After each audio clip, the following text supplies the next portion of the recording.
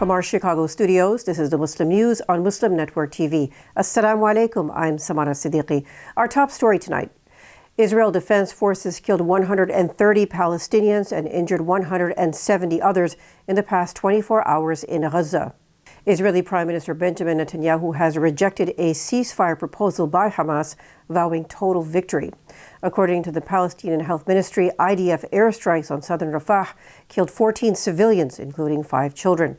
The attack on Rafah, which is currently housing over 1.2 million people, came after Netanyahu rejected Hamas's truce terms. The Palestinian Red Crescent Society reports a deliberate targeting of its team, evacuating wounded individuals. This killed paramedic Mohammed al-Omari and injured 2 of his colleagues. Gaza's Nasser hospital faces a dire humanitarian crisis due to the IDF's siege and targeted assaults. The lives of 300 medical staff, 450 wounded, and 10,000 displaced people are in danger. Israeli military sources say 10 of its soldiers were injured in clashes with Hamas fighters. The Palestinian Media Office reports that Israeli forces have torched 3,000 housing units, causing extensive financial losses. Palestinian journalist Nafiz Abdel-Jawad and his son were killed in residential bombings. So far, 122 journalists have been killed in Gaza since October. In addition, concerns have heightened over the threat of famine to over 300,000 civilians trapped by Israeli forces in northern Gaza. Since October, IDF attacks have killed 27,840 Palestinians in Gaza, with 1,139 deaths in Israel from Hamas attacks on October 7th. No official results announced yet by the Election Commission, but initial projections reported by local media show leads for independent candidates affiliated with jailed former Prime Minister Imran Khan's party, PTI. Pakistan's chief election commissioner said that the election results are being compiled and they would be announced as soon as possible. His message came after political parties said results are coming in slow. Earlier, millions of eligible voters cast their ballot in the general election to elect a new government for the next 5 years amid heightened security and suspension of cell phone and mobile internet services. The polling day witnessed several bombings, which resulted in at least 12 fatalities. Secretary of State Antony Blinken left the Middle East on Thursday after failing to persuade Israel to pause the fighting in Gaza. Israeli Prime Minister Benjamin Netanyahu rejected the proposal for a ceasefire and declared that the war would continue until Israel was completely victorious. Blinken's 4-nation trip was his 5th to the region since Israel began its war on Palestine in October. Regional experts say Blinken's diplomatic efforts failed due to Netanyahu's attitude, who dismissed post-war discussions as futile.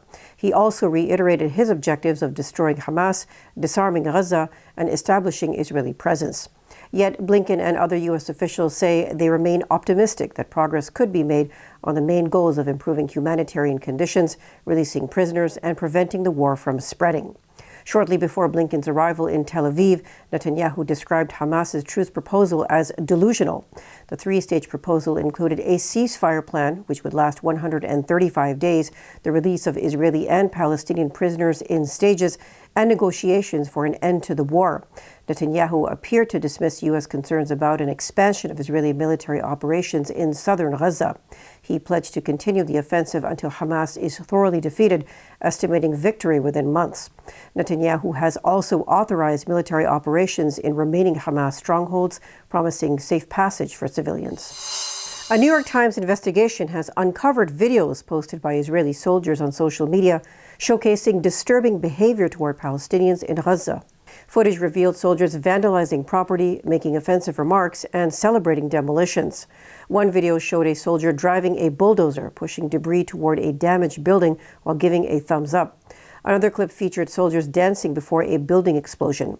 A TikTok video showed Israel Defense Forces soldiers dedicating demolitions to an Israeli singer who called for Gaza's destruction. Social media platforms condemned the content for violating hate speech policies.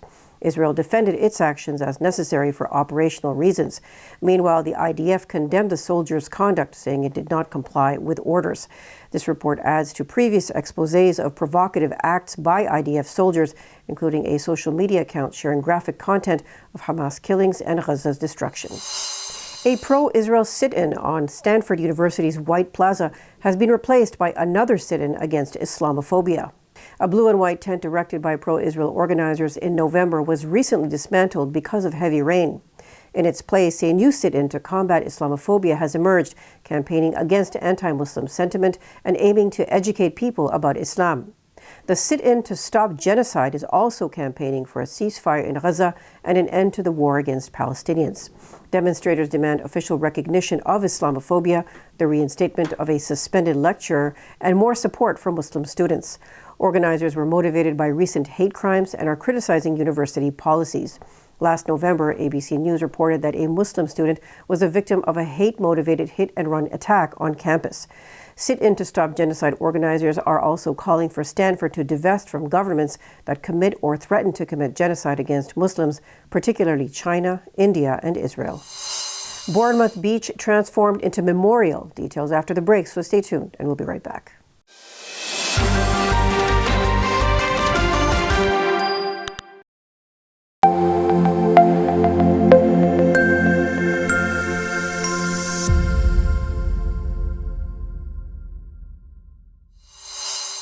Welcome back.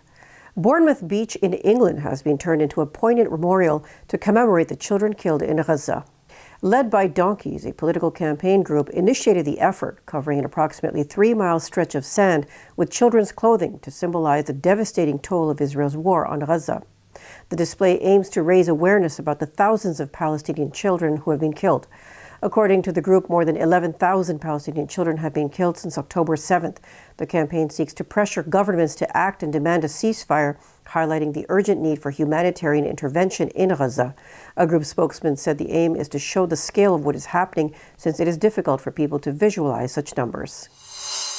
Amnesty International has urged Indian authorities to immediately cease the unlawful demolitions of Muslim properties. The global human rights watchdog has released 2 reports detailing the targeting of homes, businesses, and places of worship across India.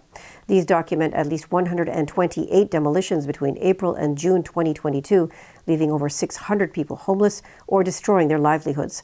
Analysts say bulldozers have been used as weapons by the ruling Hindu nationalist Bharatiya Janata Party against any dissent.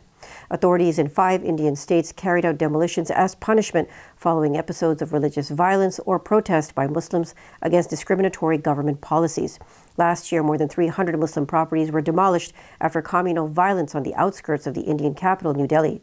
The incidents also highlight the use of bulldozers made by the UK-based company JCB. Amnesty International is calling on the company to condemn their use in human rights violations. JCB denies direct involvement, but has faced similar accusations regarding demolitions in Palestine. A $118 billion bipartisan border security foreign aid bill failed in its initial vote in the Senate on Wednesday. Political reports at the final tally showed 49 senators voted in favor, while 50 voted against. The inability to meet a 60-vote requirement ends unsuccessful talks to protect the U.S. border that lasted about 4 months. The failed bill also leaves U.S. aid to Ukraine at risk of ending completely. Former President Donald Trump and his supporters in the Republican Party oppose giving Ukraine money and weapons to defend itself. Senate Majority Leader Chuck Schumer slammed Senate Republicans before Wednesday's vote, saying they kowtowed to Trump. Schumer ultimately voted against the bill himself to preserve his right to call it for another vote at a later date. A recently declassified report from Canada's intelligence agency CSIS has exposed China's covert efforts to influence the last 2 federal elections. According to the CSIS briefing, China employed various tools within Canada, including diplomatic channels and community groups, to clandestinely influence the 2019 and 2021 federal elections. The document emphasizes the need for Canada to bolster its defenses against such interference. Canadian officials, prompted by earlier news reports pointing to Chinese interference, have initiated an inquiry into the issue. The CSIS report's findings appear to be more conclusive than previously acknowledged by the Canadian government. The report also briefly mentions India as a foreign interference concern, but provides limited information. A public commission investigating foreign interference, particularly India's role, has recently begun proceedings. The Swedish Migration Court has upheld a decision to deport Salwan Momika, an Iraqi man who staged public burnings of the Quran. Momika's residence permit was not extended due to inconsistencies in his asylum application. Despite his denial and appeals, the court concluded that he provided false information. However, immediate deportation to Iraq was halted due to concerns of persecution. Momika was granted a temporary permit until April 16th. He is also banned from Sweden for 5 years and loses international protection. Momika's actions sparked protests, leading Denmark to ban Quran burning. The Organization for Islamic Cooperation condemned the acts, urging action against Sweden and Denmark. Sweden is exploring legal avenues to address security concerns over such demonstrations. Dozens have been killed in violent clashes between communities in South Sudan in a disputed region straddling western Bahr al-Ghazal state and Warrab state. Reports suggest about 20 people, including high-ranking security personnel, were killed in the fighting. The conflict centers around the contested areas of Manyang and Nyan Akok. Armed youths from the Apuk section of Warrab state allegedly initiated the attack, burning shops and houses. The skirmishes, which have been ongoing since August, have killed more than 100 people. Officials from both states have condemned the violence, with casualties reported from both sides. President Salva Kiir has directed security forces to intervene in communal disputes to quell the conflict. The Islamic Religious Council of Singapore has issued a religious ruling, or fatwa, permitting Singaporean Muslims to consume lab-cultivated meat. However, this is on the condition that the cells originate from halal animals and contain no non-halal ingredients. The council noted that lab-cultivated meat aligns with environmentally sustainable practices, addressing questions regarding its permissibility for Muslim consumption. Singapore's Mufti Naziruddin Muhammad Nasir emphasized the need for religious rulings to adapt to modern technology and societal shifts. Singapore, a pioneer in approving lab-grown meat sales in 2020, aims to lead the world in ensuring its halal status. Minister in charge of Muslim Affairs Massago Zulkifli announced the fatwa had been issued during a 2-day conference on fatwas in contemporary societies. The conference was attended by international religious leaders and officials. Before we end today's news, I'd like to make a special request.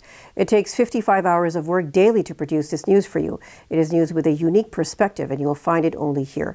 Sound Vision is a not-for-profit organization which produces it, and like PBS and NPR, it depends on your donations. Please visit muslimnetwork.tv to donate now or click on the link below. Thank you.